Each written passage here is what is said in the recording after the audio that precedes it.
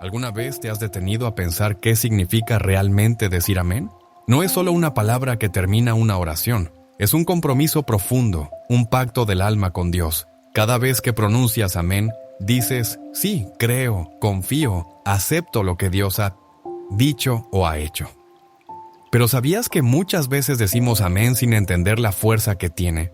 El Papa León XIV, con su voz de sabiduría y ternura, nos dejó unas palabras que pueden cambiar la forma en que rezamos y vivimos nuestra fe. Palabras que nos invitan a no decir amén a la ligera. Antes de que vuelvas a decir esa palabra tan poderosa, detente, escucha y permite que estas enseñanzas toquen tu corazón y transformen tu alma. Si quieres recibir mensajes que nutran tu espíritu, te ayuden a renovar tu fe y te guíen en la vida diaria, suscríbete a este canal. Aquí encontrarás palabras que despiertan el alma y acercan a Dios. Ahora, abramos juntos este camino de fe. Lo que vas a escuchar puede marcar un antes y un después en tu relación con Dios. Decir amén es mucho más que una palabra final. En su raíz hebrea, amén significa firmeza, fidelidad, confianza. Es una declaración de que lo que acabamos de decir o escuchar, lo aceptamos con todo nuestro ser. Cada vez que decimos amén al terminar una oración, estamos sellando un pacto espiritual. Estamos firmando con nuestra alma un sí que puede cambiar nuestra vida, nuestra actitud, nuestra entrega a Dios. El Papa León XIV nos recuerda que no debemos pronunciar amén como si fuera un mero trámite. Él decía, amén no es el punto final de la plegaria, sino el comienzo de una vida de fidelidad y entrega total. Vivimos en una época en la que las palabras a menudo pierden significado. Decimos amén sin detenernos a pensar en los sirines que afirmamos, pero Dios escucha el corazón, no solo los labios. Ambrosio, cuando respondemos amén al recibir la Eucaristía, estamos diciendo creo en la presencia real de Cristo en este sacramento. Acepto su cruz y me entrego a su amor. Esta palabra contiene una alianza, un compromiso de vida, y Dios la toma muy en serio. Por eso, antes de decir amén, la próxima vez, detente un momento y siente lo que estás aceptando. No es un sí superficial, es un sí que debe transformar tu vida.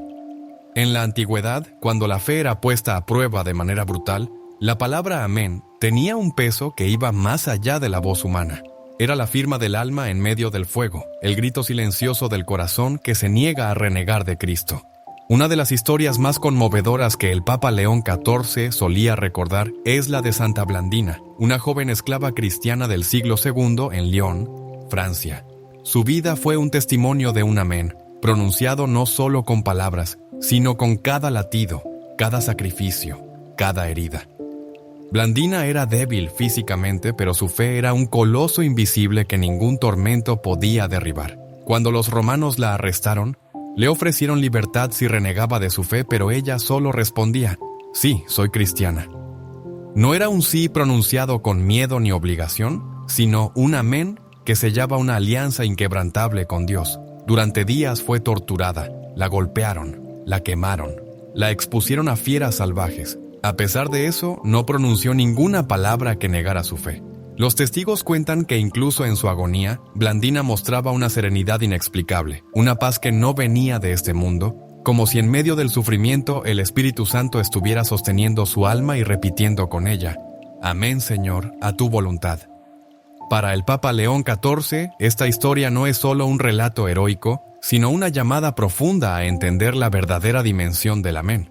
Nos invita a preguntarnos, ¿estamos dispuestos a entregar nuestra vida con ese mismo compromiso? ¿O simplemente decimos amén como un acto vacío? Santa Blandina nos muestra que el verdadero amén es un acto de fe que trasciende el dolor, la duda y el miedo. Es la entrega total y absoluta a Dios, incluso cuando no entendemos lo que Él permite. Y es en ese misterio donde el amén se convierte en una luz que guía no solo a los mártires, sino a todos los que buscan vivir una fe auténtica en un mundo incierto. La historia de Santa Blandina nos enfrenta a una pregunta urgente y necesaria. ¿Qué valor tiene nuestro amén en la vida cotidiana, en un mundo donde no hay persecuciones físicas, pero sí tantas pruebas invisibles?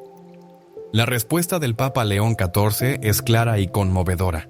El verdadero amén no es solo una palabra que sellamos con los labios, sino una actitud que se convierte en vida, una entrega constante que transforma nuestro modo de ser y de actuar.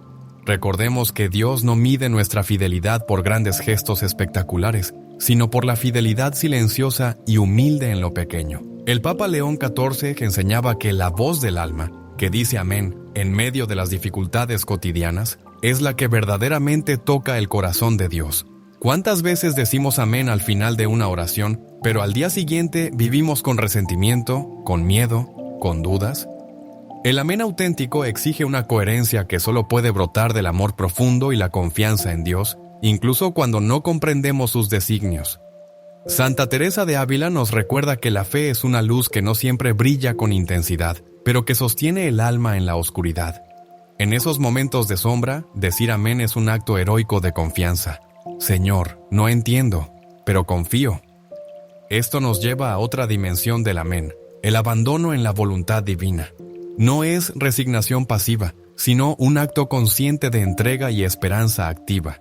El Papa León XIV insistía en que el verdadero amén es la llave que abre el corazón al misterio divino, permitiendo que Dios actúe en nosotros y a través de nosotros. Esta entrega profunda es lo que nos hace verdaderos seguidores de Cristo. No basta con decir amén para quedar bien en una misa o una oración. El amén debe resonar en cada decisión, en cada gesto, en cada desafío. Pensemos en la Eucaristía, donde decimos amén ante el cuerpo de Cristo. ¿Estamos conscientes de que ese sí nos invita a ser portadores de ese amor en un mundo necesitado de esperanza? Cada amén es una semilla que debe dar fruto de caridad, de perdón, de servicio. Por eso, el Papa León XIV nos urge a convertir el amén en una experiencia viva, en un compromiso diario que nos transforma desde dentro. Que el amén sea el motor que nos impulse a perdonar cuando duele, que sea la fuerza que nos sostenga cuando el cansancio espiritual nos agobie, que sea la luz que nos guíe en medio de la confusión y el ruido del mundo. Porque un amén sin vida es como una vela sin llama. Existe, pero no ilumina. En nuestra era, donde la superficialidad espiritual es una amenaza real, recordar la profundidad del amén es una urgencia pastoral. El Papa León XIV nos invita a renovar la manera en que decimos amén, haciendo que sea un acto consciente, un acto de fe y esperanza verdadera. Muchas veces, en el trajín del día a día, decimos amén sin realmente conectar con su significado. Lo hacemos por costumbre, al terminar un rosario, una misa o una lectura, casi sin pensar. Pero, ¿qué pasaría si ese amén fuera la llave para transformar nuestra rutina en una verdadera oración viva? El Papa León XIV nos invita a mirar nuestra vida con nuevos ojos, como un lugar donde cada pequeño acto puede convertirse en un amén encarnado. Piensa en las situaciones cotidianas. Cuando perdonas a alguien que te ha lastimado y dices amén a la reconciliación. Cuando decides levantarte temprano para orar, diciendo amén a la llamada de Dios en tu alma. Cuando enfrentas una dificultad en el trabajo o en la familia y tu amén es una aceptación valiente, confiada y llena de esperanza. Estas pequeñas decisiones, que a veces pasan desapercibidas, son verdaderos actos de fe que reflejan el poder del amén. Son como gotas que, juntas, forman un océano de entrega y amor. El Papa León XIV también nos alerta sobre la tentación de usar el amén como una palabra de cierre para no enfrentar la realidad interior. Decir amén debe ser el inicio de una lucha espiritual constante, no el fin. Por ejemplo, en el momento de reconciliarnos con Dios, un amén sincero debe impulsarnos a abandonar hábitos que nos alejan de Él, a buscar la santidad en lo cotidiano. ¿Cómo podemos decir amén a la gracia si seguimos atados a las mismas faltas? La vida moderna nos distrae con 1000 ruidos, prisas y preocupaciones. En medio de ese caos, el amén es un ancla que nos mantiene firmes en la fe, pero solo si lo vivimos como una entrega real y concreta. Imagina que cada vez que dices amén, es como plantar una semilla espiritual. Con el cuidado diario, esa semilla puede crecer y dar fruto en tu familia, en tu trabajo, en tus relaciones. Pero si la dejas en el olvido sin compromiso, nunca crecerá. Por eso, el Papa León XIV nos invita a preguntarnos en cada oración: ¿estoy diciendo amén con el corazón? ¿Estoy dispuesto a vivir lo que afirmo?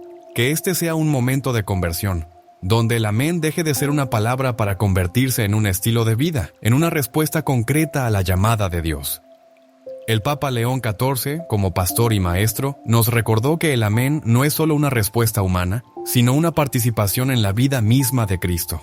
Decir amén es entrar en comunión con la voluntad divina, es configurarnos con el mismo Jesús que dijo sí al Padre hasta la muerte en la cruz. En la tradición de la Iglesia, el amén ha sido entendido como un acto sagrado, un acto que nos hace partícipes de la gracia y nos transforma interiormente. San Agustín enseñaba que decir amén es dejar que el alma se una con la verdad que se profesa. En la liturgia, cuando decimos amén al recibir la Eucaristía, estamos pronunciando un sí que implica la aceptación de vivir según el Evangelio, de dejar que Cristo reine en nuestro corazón y en nuestras acciones. No es un simple gesto, es una profesión pública y privada de fe que debe reflejarse en nuestro día a día. El Papa León XIV enfatizaba que el verdadero amén debe surgir de un corazón dispuesto a la transformación. No basta afirmar con los labios, es necesario que el alma se abra para ser moldeada por la gracia divina. En el Catecismo de la Iglesia Católica se explica que la fe es un acto personal, pero también comunitario, y el amén es la expresión viva de esa fe que se traduce en obras. La fe sin obras está muerta. Santiago 2:26. Por eso, nuestro amén debe estar siempre unido a una vida coherente que refleje los frutos del Espíritu Santo: amor, alegría, paz, paciencia, benignidad, bondad, fidelidad, mansedumbre y dominio propio. Gálatas 5:22-23. Además, los papas a lo largo de la historia han insistido en que la palabra amén tiene un poder espiritual concreto. Es un acto que protege al alma contra el mal, que fortalece la oración y abre las puertas a la acción divina. San Juan Pablo II, por ejemplo, recordaba que la fe cristiana no es un conjunto de ideas abstractas, sino un encuentro personal con Jesucristo que pide una respuesta, un sí, libre y decidido, que es nuestro amén. Para el Papa León XIV, esa respuesta no puede ser ligera ni rutinaria. Cada vez que decimos amén, debemos recordar que estamos respondiendo a una invitación personal de Dios a la santidad y a la entrega. En resumen, la Iglesia nos enseña que el amén es un compromiso profundo y personal con Dios, una puerta abierta a la transformación interior, un acto que une nuestra voluntad a la voluntad divina, la expresión de una fe viva que se traduce en amor y obras. Esta enseñanza es una llamada a vivir nuestro amén con conciencia, a no dejar que sea solo una palabra, sino una realidad que transforma nuestra vida y nuestra historia. Ahora que hemos recorrido la riqueza espiritual, histórica y doctrinal del amén, llega un momento de mirar hacia adentro, de hacer un examen sincero y profundo. El Papa León XIV nos invita a preguntarnos con valentía y humildad: ¿estoy realmente viviendo el amén que pronuncio? No basta con decirlo de labios para afuera, como quien firma un papel sin leerlo. Decir amén es un acto de compromiso y entrega que debería impactar cada área de nuestra vida. Piensa en tu oración diaria. ¿Es un momento de encuentro sincero con Dios o solo una rutina mecánica? Cuando dices amén, sientes que tu corazón realmente dice sí a la voluntad de Dios, aunque implique sacrificios. Este sí de corazón nos llama a una conversión constante. La fe no es estática, no se queda en la palabra, sino que se vive en la transformación diaria. El Papa León XIV nos advertía que el mayor peligro es el amén vacío, aquel que no transforma, que se queda en la superficie del alma y no llega a tocar lo profundo. Ese amén es como agua estancada. No da vida, no limpia, no renueva. Es necesario que cada uno se pregunte: ¿estoy dispuesto a renunciar a aquello que me aleja de Dios, aunque sea difícil? ¿Acepto el dolor y la cruz como parte del camino o busco solo el confort espiritual? ¿Confío en la providencia de Dios cuando las cosas no salen como quiero o pierdo la paz y la esperanza? La palabra amén debe ser un acto de fe heroica, una entrega que nos lleva a vivir la voluntad de Dios con valentía, sin importar las circunstancias. Pensemos en las relaciones personales. ¿Decimos amén al perdón y luego guardamos rencor? ¿Decimos amén al amor de Dios y no dejamos que ese amor transforme nuestra manera de tratar a los demás? El Papa León XIV nos impulsa a una coherencia radical entre lo que decimos y lo que vivimos, porque la fe sin obras es muerta, y un amén sin vida es una palabra vacía. También es momento de revisar nuestras prioridades. ¿Está Dios en el centro de mi vida o solo en un rincón? ¿Doy espacio a la oración y a la escucha de su voluntad o dejo que las ocupaciones y el ruido me ahoguen? ¿Cómo respondo ante la llamada a la santidad en medio de mis circunstancias? La verdadera pregunta que el Papa León XIV nos deja es esta: ¿estoy dispuesto a decir amén con todo mi ser, aun cuando eso implique renunciar a mi voluntad, a mis planes y a mis comodidades? Este examen no busca condenar, sino despertar la conciencia, abrir la puerta a la gracia y a la conversión, porque Dios respeta nuestra libertad y espera nuestro sí libre y sincero. Finalmente, te invito a que hagas este examen en oración, pidiendo al Espíritu Santo que te ilumine y fortalezca para vivir un amén auténtico, que transforme tu corazón y tu vida.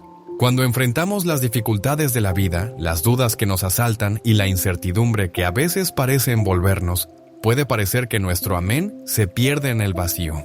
Sin embargo, el Papa León XIV nos recuerda con una ternura llena de autoridad pastoral que en esos mismos momentos, cuando nuestra fe se siente frágil y débil, Dios se hace más presente, más cercano y más fuerte que nunca. En la Sagrada Escritura, Dios nos revela que nunca abandona a sus hijos, especialmente a aquellos que, aún en medio de la prueba, mantienen un corazón dispuesto a decir sí. El salmista lo expresa con profunda confianza. Aunque ande en valle de sombra, de muerte no temeré mal alguno, porque tú estás conmigo. Tu vara y tu cayado me infunden aliento. Salmo 23. Este es el misterio de la presencia divina que sostiene a quienes viven un amén auténtico, un compromiso que no promete ausencia de sufrimiento, sino la certeza de que ese sufrimiento no está solo ni es en vano. Dios camina a nuestro lado, haciendo de cada prueba un escalón hacia la santidad. San Pablo, el gran apóstol de la fe, nos recuerda que la gracia de Dios se manifiesta con mayor poder en nuestras debilidades, porque cuando soy débil, entonces soy fuerte. 1 Corintios 12:10. Esta paradoja divina es el corazón del amén vivido, reconocer nuestras limitaciones, pero no quedarnos allí, sino dejar que la gracia transforme esas sombras en luz. Cada vez que decimos amén con fe, abrimos una puerta para que Dios obre milagros en nuestra vida, aun cuando no los podamos ver inmediatamente. El Papa León XIV nos exhorta a no desanimarnos si la vida parece oscura o si la respuesta de Dios tarda en llegar. La fidelidad de Dios no depende de nuestras circunstancias, sino de su infinito amor y misericordia. En la cruz, Jesús pronunció un amén eterno a la voluntad del Padre, un sí que redimió al mundo entero, y nos enseñó que la verdadera victoria se encuentra en la entrega total. Así, el amén se convierte en una promesa sagrada, la promesa de caminar con Dios en las alegrías y en las sombras. La promesa de una fuerza interior que no se agota ante las dificultades, la promesa de una esperanza que no decepciona, porque está fundada en el amor inquebrantable del Padre. Esta promesa también es un llamado a la perseverancia. El camino de la fe no siempre es fácil ni cómodo, pero está lleno de una belleza profunda que solo puede descubrirse si mantenemos firme nuestro amén en el corazón. Miremos a los santos, esos testimonios luminosos de la Iglesia, que dijeron amén hasta el final de sus vidas. Santa Teresa de Lisieux, con su pequeño camino, nos enseñó que la santidad está en los pequeños actos de amor, en decir sí cada día, incluso en las dificultades más sencillas. San Juan de la Cruz, en su noche oscura del alma, nos mostró que en la oscuridad más profunda es donde Dios obra su obra más maravillosa. Santa Catalina de Siena, con su ardiente entrega, nos impulsó a decir amén a la voluntad de Dios, incluso cuando el mundo parecía desmoronarse. Estos ejemplos no son solo historias lejanas, sino luces que iluminan nuestro propio camino, hoy. La promesa de Dios no es un ideal abstracto, sino una realidad viva y cercana que nos sostiene en la lucha diaria. En medio de tus luchas personales, tus preocupaciones, tus dudas y temores, recuerda que Dios está contigo, que su amor no fala. Cada amén pronunciado con sinceridad es una semilla que puede transformar tu vida, tu familia y la comunidad en la que vives. Por eso te invito a renovar hoy tu amén, a decir con todo tu ser, Señor, amén a tu voluntad, amén a tu amor, amén a tu plan para mi vida. Con este compromiso te conviertes en un testimonio vivo de la acción redentora de Dios en el mundo. No importa cuán oscura parezca la noche, la luz de Dios nunca se extingue, y quienes caminan diciendo amén con el corazón son portadores de esa luz para todos los que los rodean. Confía en esta promesa, porque el mismo Jesús, nuestro Salvador y Redentor, camina contigo, sostiene tu mano y nunca te abandona. Él es la luz que vence la oscuridad, el amor que transforma el dolor en esperanza. Hoy hemos recorrido juntos un camino profundo y lleno de luz. Hemos visto que el amén no es simplemente una palabra al final de una oración, sino un acto sagrado que nos une a Dios, nos transforma y nos compromete a vivir con fe auténtica y esperanza firme. El Papa León XIV nos enseñó que decir amén es mucho más que un gesto, es un sí radical a la voluntad divina, un compromiso que transforma el alma y hace germinar la gracia en cada aspecto de nuestra vida. No se trata de palabras vacías, sino de una respuesta viva que implica entrega, perseverancia y confianza en el amor infinito de Dios. Recordemos que, aunque la vida nos presente pruebas y momentos de oscuridad, Dios está siempre con nosotros, iluminando nuestro camino, fortaleciéndonos en nuestra debilidad y renovando nuestra esperanza. Te invito a que hagas hoy este amén profundo, desde el corazón, con la certeza de que no estás solo y que Dios te acompaña en cada paso. Que estas palabras del Papa León XIV resuenen en tu alma.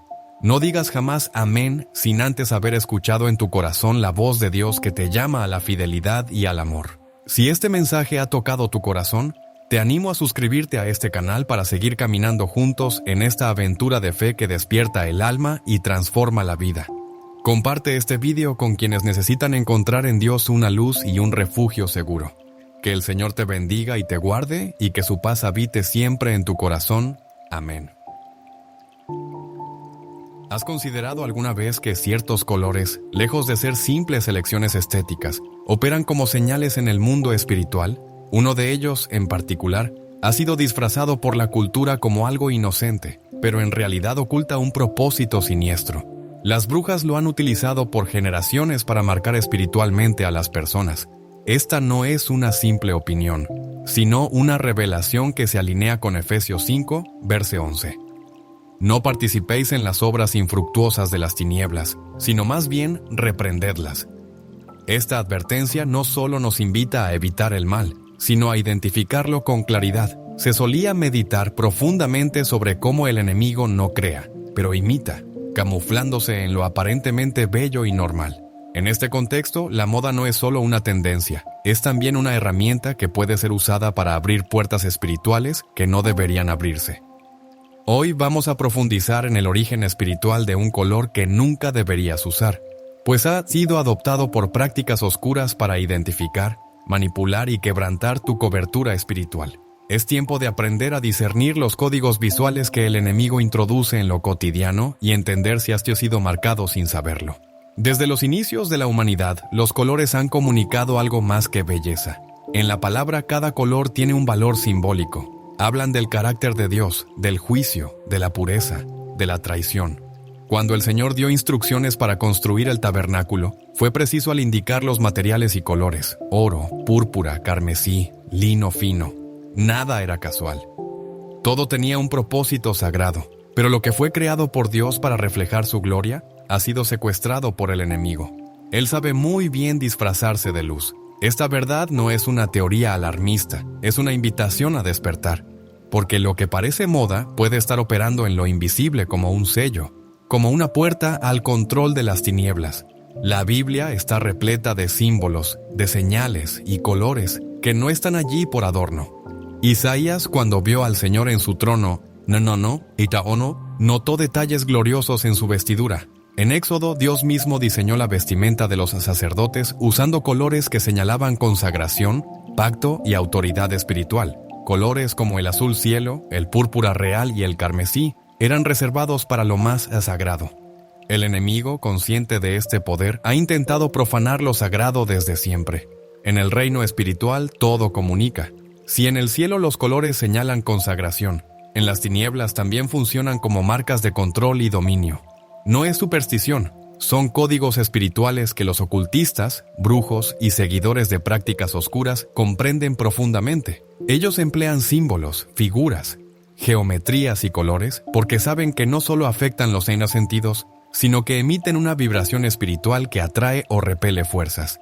Entre todos los colores, hay uno en particular que ha sido adoptado por muchos rituales para marcar, sellar y señalar espiritualmente a quienes están siendo ofrecidos o abiertos al control demoníaco. La Escritura nos muestra que el enemigo siempre ha querido marcar lo que no le pertenece. En Apocalipsis se habla de la marca de la bestia, que será tanto visible en lo físico como en lo espiritual. Pero antes de ese evento ya existen marcas sutiles, disfrazadas de estilo, de cultura, de identidad. El color que hoy revelamos no escapa a esta lógica. Lo preocupante es cómo ha sido aceptado por la música, el arte, la moda y el entretenimiento como algo romántico o moderno. Pero su verdadero propósito en el mundo espiritual es otro. Es una bandera de conquista invisible. Cuando el Señor instruyó a Moisés respecto al atuendo del sumo sacerdote, dio órdenes muy precisas sobre el uso de ciertos colores: azul celeste, púrpura y escarlata. Estos colores no eran aleatorios.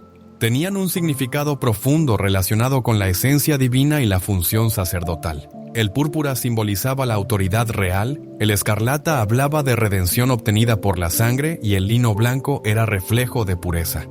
Así se revela que la vestimenta no era un simple adorno, sino una expresión espiritual con implicaciones proféticas. Si esto ocurre en el ámbito celestial, no es lógico pensar que el mundo de las tinieblas no tenga sus propias formas paralelas de operar. En los antiguos cultos paganos ya se usaban colores específicos para representar a sus deidades. En los rituales, tanto brujas como hechiceros conocían el poder del color como parte del lenguaje espiritual. El adversario actúa con precisión, no deja nada al azar. Así ha logrado insertar sus símbolos dentro de la cultura popular, disfrazados de belleza, poder, sensualidad o rebeldía, dependiendo del mensaje que se quiera transmitir. Muchos creyentes han adoptado estos elementos sin conocer su trasfondo espiritual y con ello han abierto puertas que han traído consigo ataques, confusión, estancamiento, opresiones invisibles. Jeremías 10 verso 2 advierte claramente: así dice el Señor, no aprendan el camino de las naciones, ni se atemoricen por las señales del cielo, aunque las naciones se atemoricen de ellas. Esta advertencia no se limita solo a prácticas visibles, también abarca lo simbólico. Existen códigos espirituales que no deben tocarse. Lo más peligroso es lo que entra disfrazado de inocencia, porque no genera resistencia. A lo largo del camino he conocido casos de personas que vieron debilitada su vida espiritual, luego de comenzar a usar ciertos estilos de ropa o accesorios. Perdieron sensibilidad en la oración, sufrieron insomnio, sueños turbios, ataques imprevistos y una sensación de vacío que se originó en una elección aparentemente inofensiva. Pero en el mundo espiritual nada es inofensivo. Todo transmite, todo tiene peso. Eva no tomó el fruto prohibido porque conocía el plan completo del enemigo, sino porque le pareció agradable a la vista. Así opera Satanás. Se vale de lo visualmente atractivo como puerta de entrada a la corrupción del alma. Hoy ya no aparece una serpiente sino imágenes seductoras. Ofrece el mismo veneno envuelto en estética, moda y color. Como bien lo señala 1 Corintios 11:14, Satanás se disfraza como ángel de luz, y esa luz no siempre brilla de forma agresiva. A veces se manifiesta en colores suaves, vibrantes o intensos que cautivan. El enemigo sabe que, si se presenta con fealdad, será rechazado, pero si logra envolver su agenda en algo visualmente atractivo, será recibido con agrado. En este contexto entra el color que será analizado más adelante. No es que el color en sí sea maligno, sino lo que representa y la forma en que ha sido consagrado. Se ha meditado profundamente sobre esta batalla sutil que se libra incluso en lo visual, y se ha advertido que lo que parece trivial muchas veces es el campo donde se define la fidelidad interior. El relato del pueblo de Israel está lleno de ejemplos donde Dios insiste en mantener los santos separados de lo profano. No se trata solo de evitar costumbres paganas, sino también de evitar ciertos tejidos, símbolos y estilos. Deuteronomio 22, verso 11, dice: no te vistas con ropa tejida de lana y lino juntos. ¿Por qué tanta precisión? Porque el Señor quería marcar una línea clara entre lo que le pertenece y lo que no. Cada instrucción detallada era una oportunidad para demostrar obediencia en lo cotidiano. Ahora bien, ¿qué sucede cuando dejamos que símbolos de oscuridad entren en nuestra vida mediante algo tan simple como un color?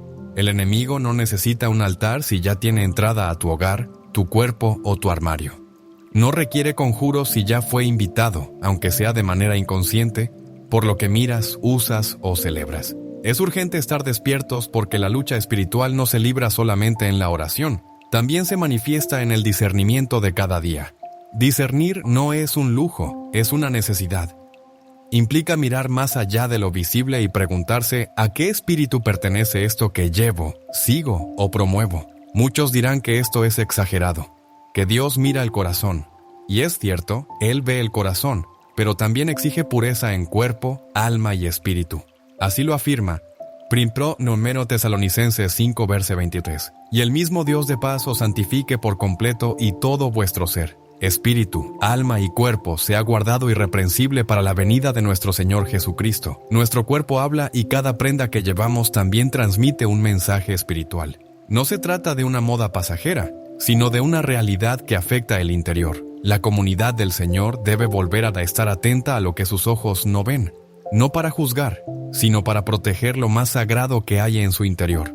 Si el Altísimo te ha llamado, también haya puesto sobre ti una señal, y esa señal es santidad. El adversario siempre tratará de colocar otra marca encima, pero la autoridad de Cristo te capacita para discernir, resistir y romper todo aquello que no procede de Dios. En Efesios 6 se describe la armadura espiritual, y en ella no hay lugar para elementos decorativos sin sentido. Todo tiene función, desde el casco de la salvación hasta la coraza de justicia. Cada detalle cuenta y nada es casual. Esta reflexión no busca acusar, sino despertar, porque muchos ya han sido marcados sin saberlo.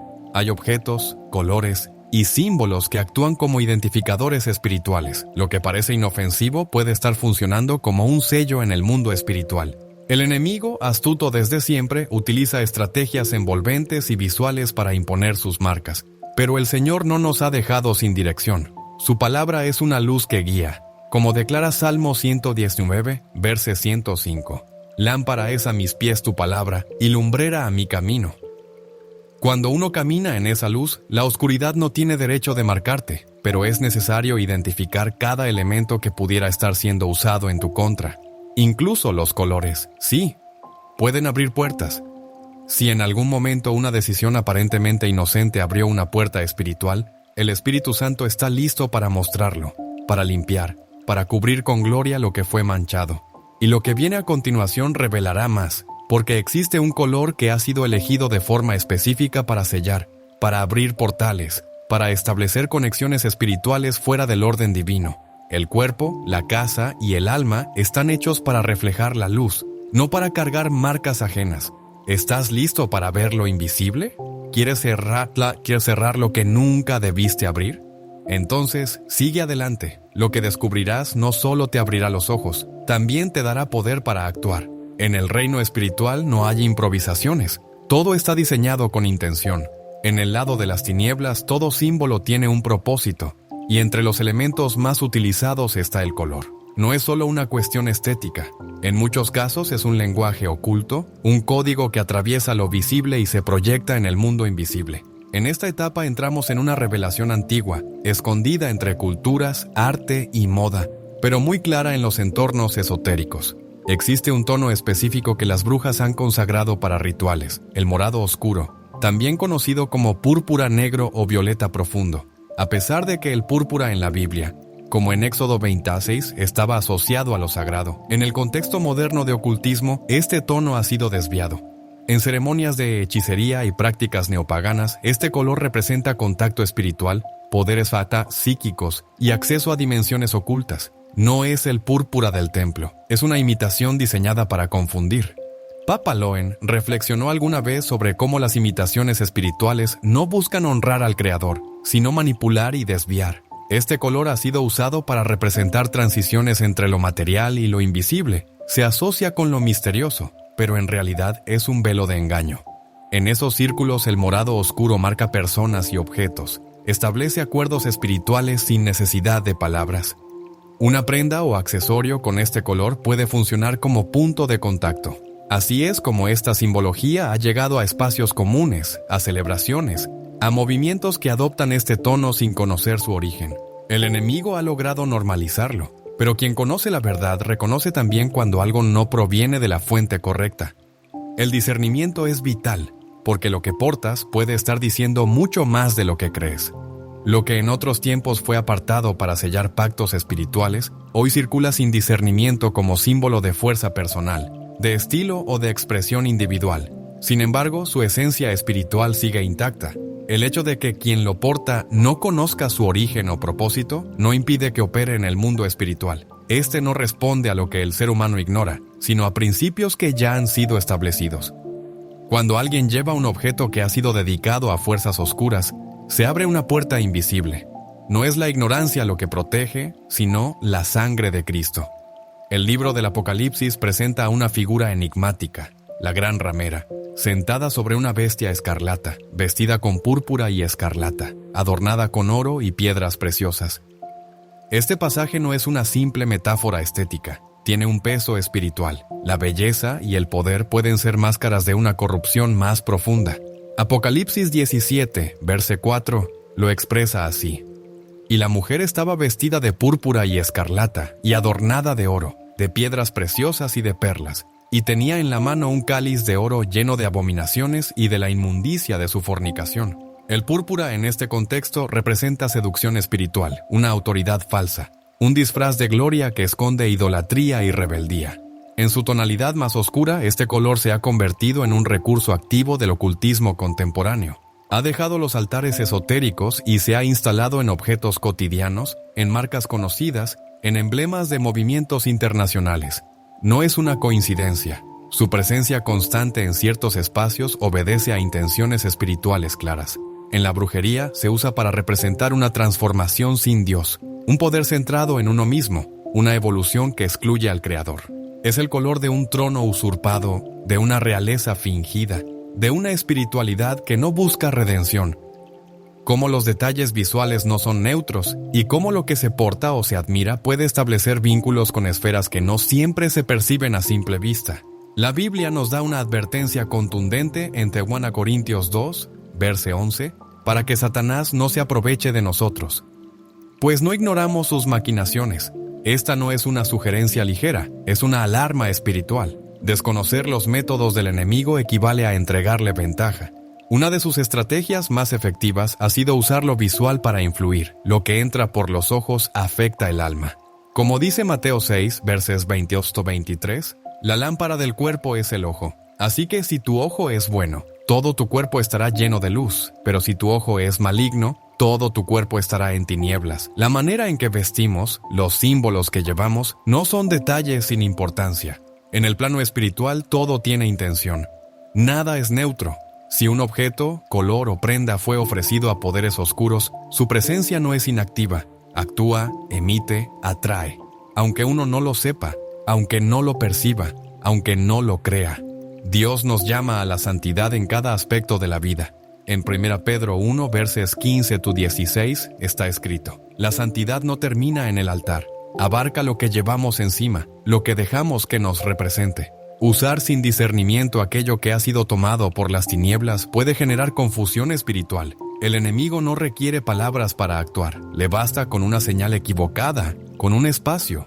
El color, como manifestación visible, también comunica autoridad. En el reino de Dios, cada color tiene un sentido. El blanco señala pureza, el lino fino representa actos justos, el oro indica gloria, el azul remite a la revelación divina. Cada uno comunica algo en el mundo espiritual. El uso de ciertos colores en la vestimenta no es un simple detalle sin importancia. En realidad, cada color puede comunicar más de lo que se percibe a simple vista, especialmente cuando ha sido asociado con prácticas espirituales que se oponen a la luz de Dios. Algunos colores, como el morado oscuro, han sido adoptados dentro de contextos de brujería y consagraciones ocultas, convirtiéndose en marcas visibles de pertenencia a lo que no proviene del cielo. En el libro de Zacarías, capítulo 3, versos 3-4, se relata cómo Josué estaba vestido con ropas sucias frente al ángel y cómo el ángel ordena que se le quiten esas vestiduras. No era un cambio superficial, era una transformación espiritual que implicaba limpieza, restauración e identidad nueva. Lo que uno lleva puesto en sentido espiritual habla de su posición delante de Dios. Por eso, lo que ha sido dedicado a las tinieblas no puede estar sobre quien ha sido consagrado a la luz. Papa Loen reconocía que el morado oscuro, cuando es utilizado con propósitos ocultistas, no es solo un color. Representa poder sin santidad, intuición sin verdad, apertura sin discernimiento. En el reino de Dios, estos conceptos no se separan de la santidad, de la palabra y de la dirección divina. Lo que parece expansión espiritual fuera de Dios, en realidad, es una invasión encubierta que entra a través de signos que muchos aceptan sin saber lo que significan. La urgencia de discernir es evidente. En Romanos 12, verso 2, se nos llama a no conformarnos con este siglo, sino a transformar nuestro entendimiento para reconocer la voluntad de Dios. Eso incluye nuestra percepción de lo que usamos y de los colores que elegimos. Si un color ha sido consagrado en rituales contrarios a Dios, no puede ser parte de la vida de quien ha sido redimido. Como está escrito en 1 Corintios 6, versos 14-15, no hay comunión entre la luz y las tinieblas, ni acuerdo entre Cristo y Belial. Esta separación no es simbólica, es real y espiritual. Cada elemento que se lleva en el cuerpo habla de nuestra ciudadanía espiritual. Usar lo que ha sido entregado a un reino opuesto al de Dios es emitir señales contrarias a la verdad. No se trata de tener miedo a los colores, sino de entender lo que representan. El pueblo de Dios no puede ignorar estas señales. Aunque el sistema del mundo trivialice estos temas, en lo invisible se están moviendo realidades profundas. Lo que se lleva con orgullo en el plano físico puede ser una señal de rendición en el plano espiritual. El morado oscuro se ha convertido en un lenguaje, y ese lenguaje no pertenece al cielo. Reconocerlo es el primer paso. Alejarse de él es obediencia. Renunciar a esos símbolos es declarar que nuestra identidad no está en lo que marca la cultura, sino en Cristo. Su cobertura, la única que protege. Su luz, la única que debe reflejarse en nosotros. Esta verdad no busca generar temor, sino despertar corazones. El enemigo continúa buscando espacios abiertos, pero el pueblo santo ha sido llamado a cerrar puertas, romper pactos inconscientes y alinear cada área de su vida con la verdad. Todo comunica, incluso lo que se viste. El color que eliges puede decir más de ti de lo que piensas. Hoy es momento de discernir, de limpiar, de elegir lo que refleje al reino al que perteneces. La santidad también se muestra en lo que llevamos. Dios está levantando un pueblo que viva con integridad, sin dobleces, incluso en los aspectos más cotidianos. El adversario, con gran habilidad, ha aprendido a camuflar lo oscuro dentro de lo habitual. Consciente de que si se manifiesta abiertamente será rechazado, ha decidido operar con sutileza. Así ha disfrazado el pecado de tendencia, la rebelión de elección estética y el símbolo espiritual de simple moda. Un ejemplo claro es el uso de un color que antiguamente pertenecía exclusivamente a rituales ocultistas. Hoy ese color ha salido de los altares escondidos y se ha colado en vitrinas, anuncios, ropa, maquillaje, marcas globales y perfiles digitales. Lo que antes servía como sello en prácticas de brujería, ahora se consume masivamente, sin que muchos comprendan el trasfondo espiritual que acarrea. Mientras algunos adoptan ese tono como parte de su estilo personal, algo más profundo ocurre. Se activa una legalidad espiritual invisible que transforma la atmósfera que rodea a esa persona. En Efesios 4, verso 27 se nos advierte: no deis lugar al diablo. Esta instrucción no se limita a pecados notorios, sino también a los pequeños accesos aparentemente inocentes por donde se filtra la influencia maligna. Las elecciones visuales, como los símbolos o los colores, no son neutras si no han sido discernidas.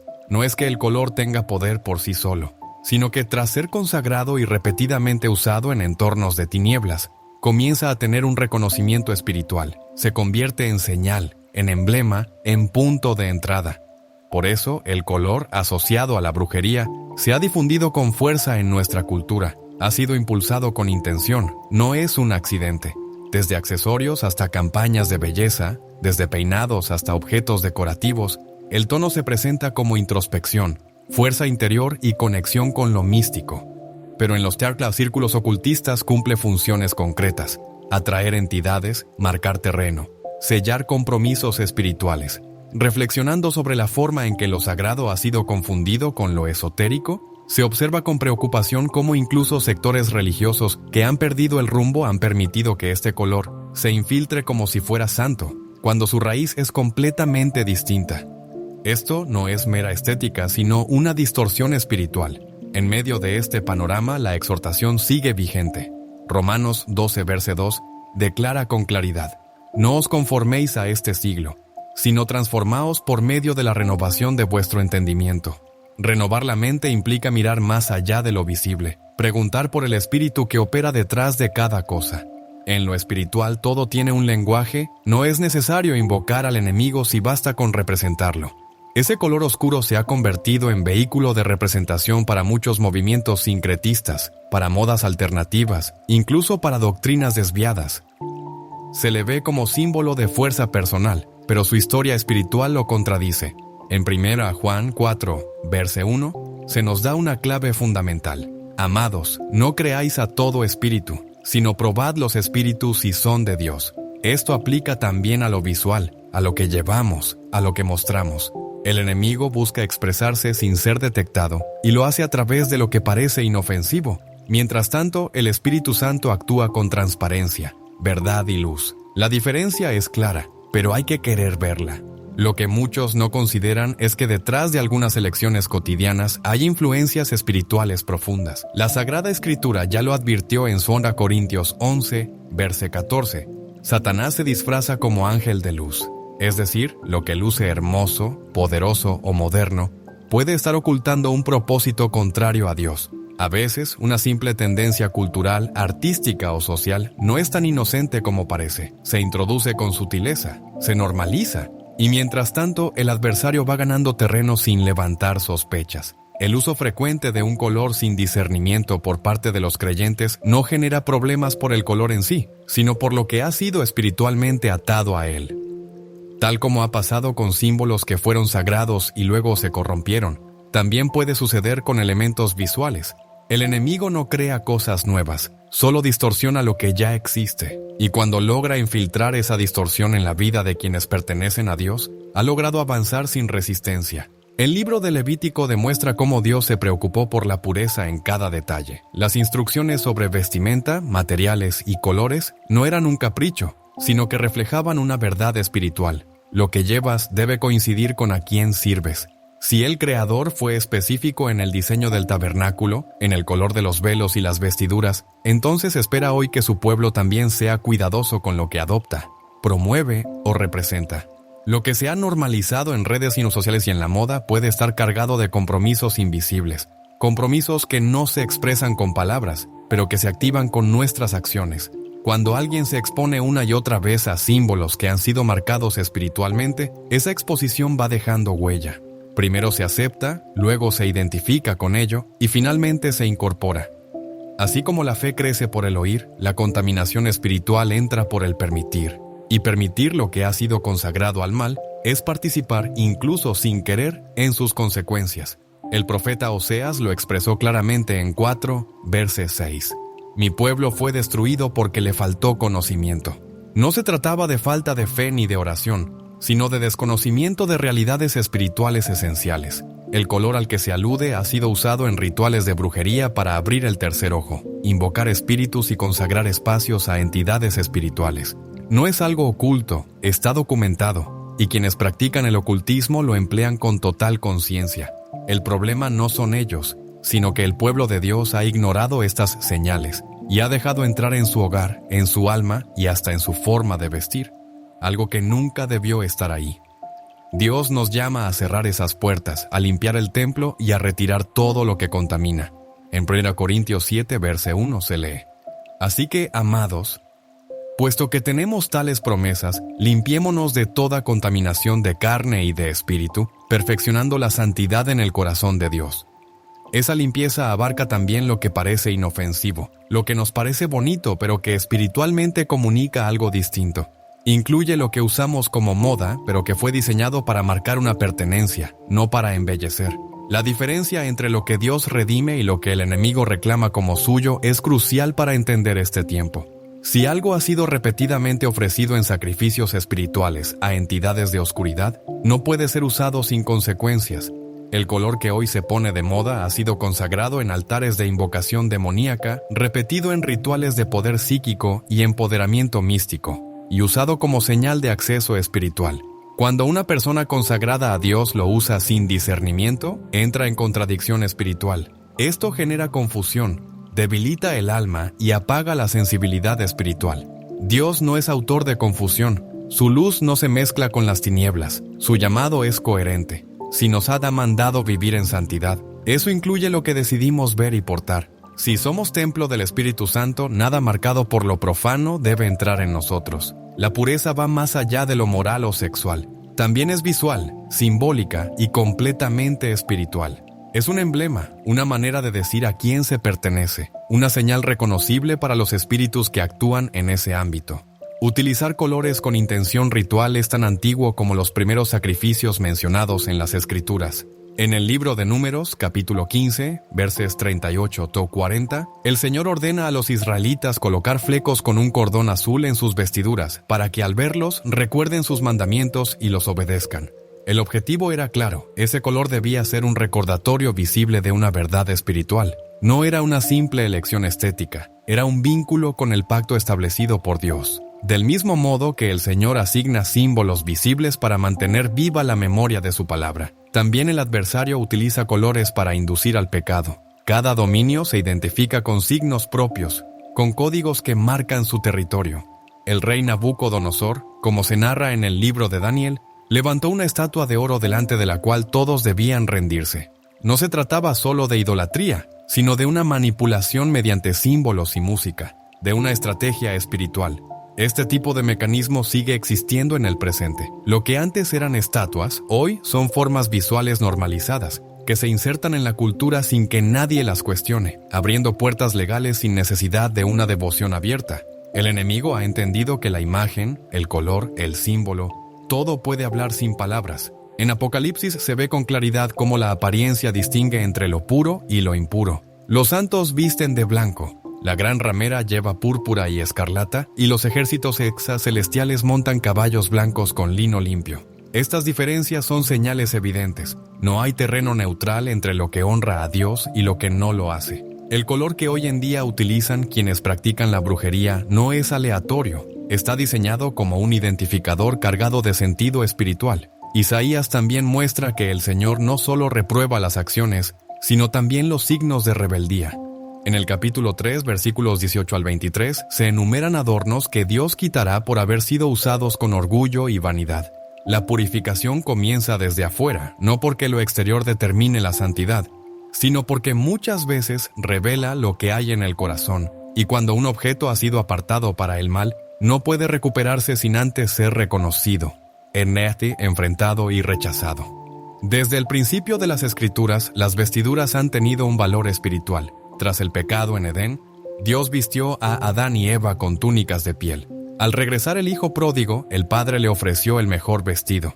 El sumo sacerdote se presentaba con ropa específica al entrar al lugar santo, y cuando Jesús se transfiguró, su ropa brillaba como el sol. Lo que uno viste importa porque representa algo. Si esto es cierto en la luz, también lo es en las tinieblas. El mundo espiritual responde a marcas, pactos y símbolos. No hace falta pronunciar nada, basta con portar un signo que represente una alianza. Si un símbolo ha sido cargado durante siglos con rituales y consagraciones ocultistas, su uso no es inocente, se convierte en una manifestación activa que abre puertas espirituales. Aunque la persona no comprenda su significado, el mundo invisible no necesita explicaciones. Se rige por legalidades, no por intenciones. Reflexionando sobre esta realidad, se advierte que hay lenguajes visuales que el enemigo ha impuesto como banderas culturales, pero cuyo origen espiritual está marcado por la consagración, no por la autoexpresión. Cuando Moisés bajó del monte con las tablas, su rostro brillaba. La gloria del Altísimo había dejado una señal en su cuerpo. Así también, los colores y símbolos no son meros adornos, son manifestaciones espirituales que comunican sin palabras. Y cada vez que uno elige portar lo que ha sido santificado para las tinieblas, lo que hace es hablar un lenguaje que los espíritus entienden y al que responden. Cuando los soldados arrestaron a Jesús, uno de los detalles que no pasó desapercibido fue su túnica sin costura, tejida de una sola pieza.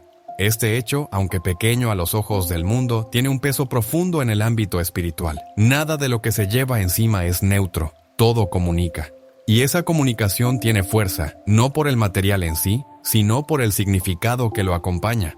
Desde tiempos antiguos, las Escrituras insisten en la importancia de los objetos consagrados. Dios ordenó destruir ídolos, quemar vestiduras de sacerdotes paganos, purificar los utensilios del templo, no porque los objetos tuvieran poder, sino porque su uso indicaba consagración. Y donde hay consagración profana, no puede habitar lo sagrado.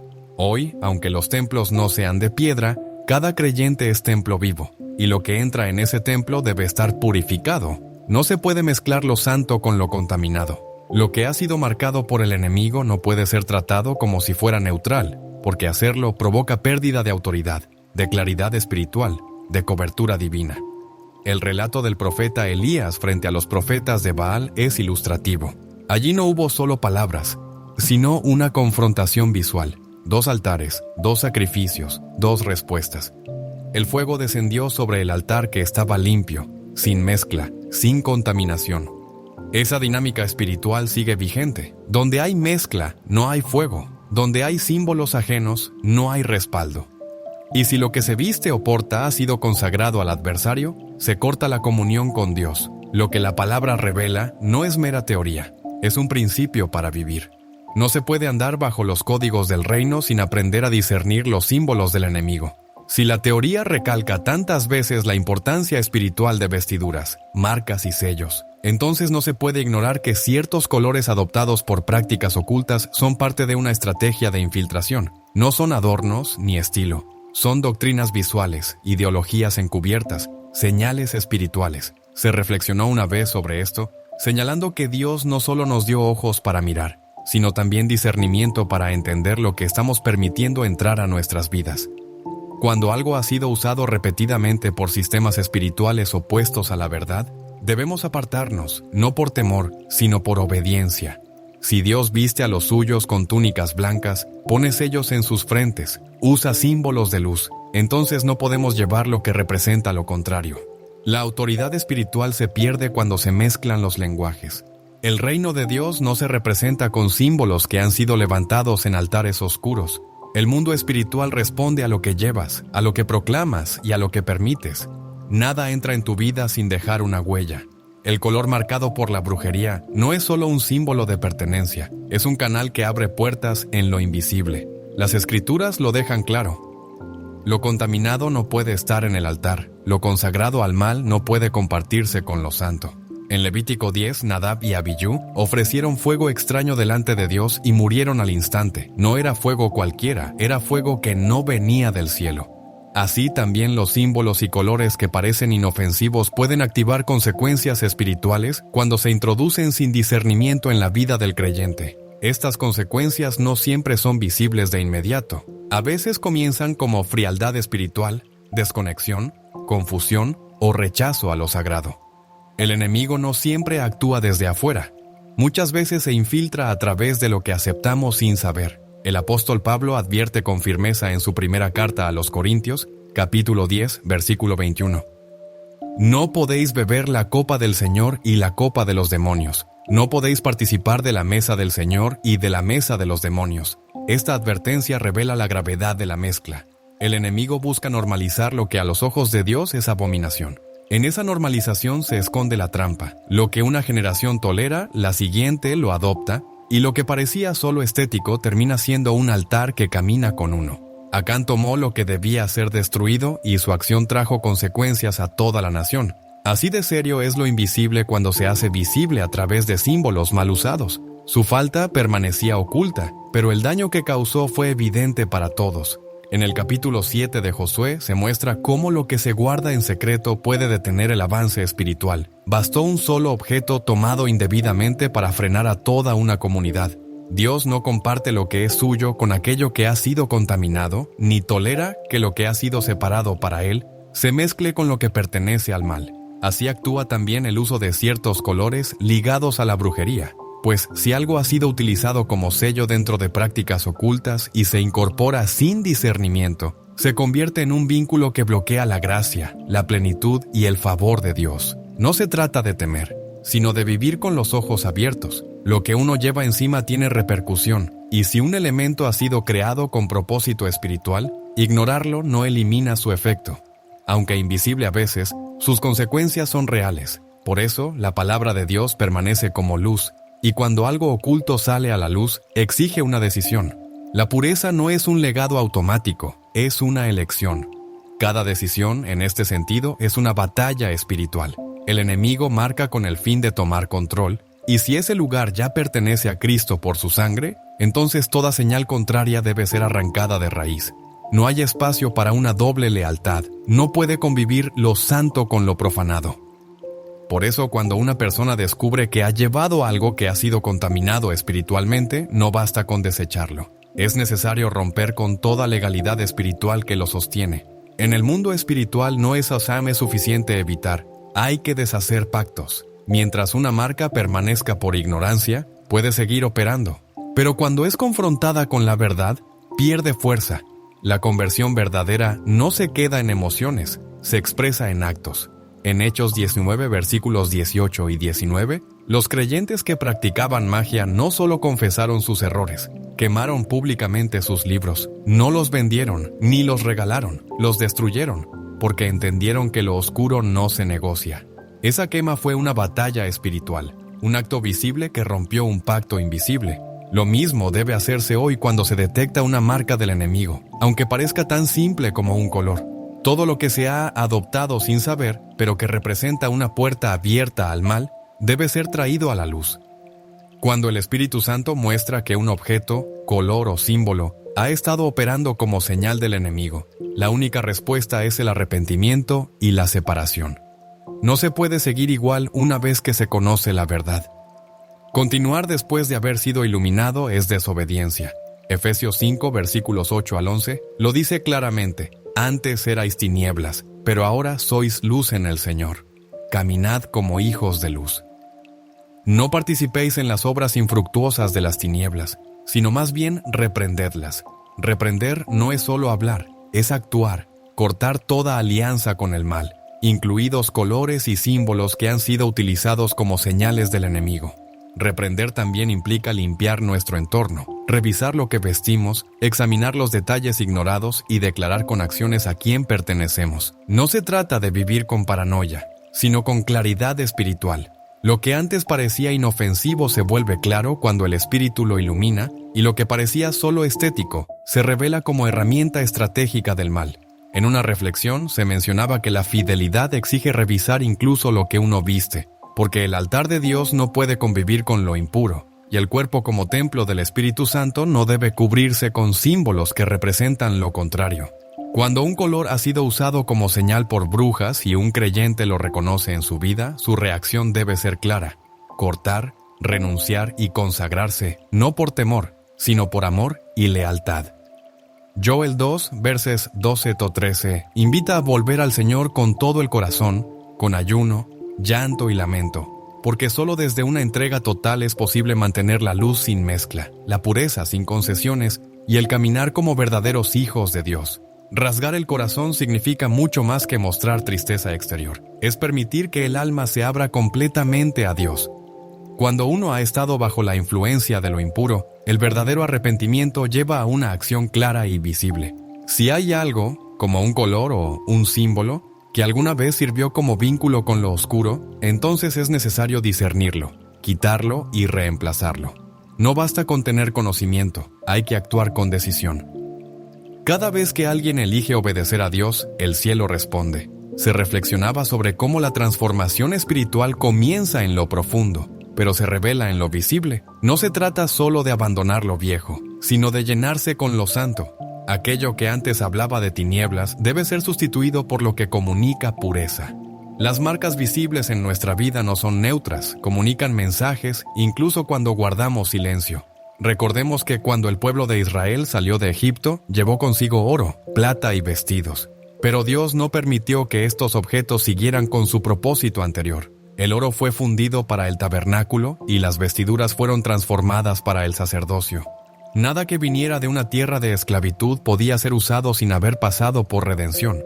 Así también ocurre hoy. Todo lo que ha sido identificado como símbolo del enemigo necesita pasar por fuego espiritual, no para ser reciclado, sino para ser reemplazado por algo que glorifique a Dios. En Romanos 13, verse 12, encontramos una instrucción clara. Desechemos pues las obras de las tinieblas y vistámonos las armas de la luz. Esto no es una idea abstracta, es una manera concreta de vivir. La santidad no es invisible. Se nota en las decisiones, en la apariencia, en lo que elegimos llevar con nosotros. Cuando cortamos los lazos con lo oscuro, empezamos a caminar con libertad, con protección y con autoridad verdadera.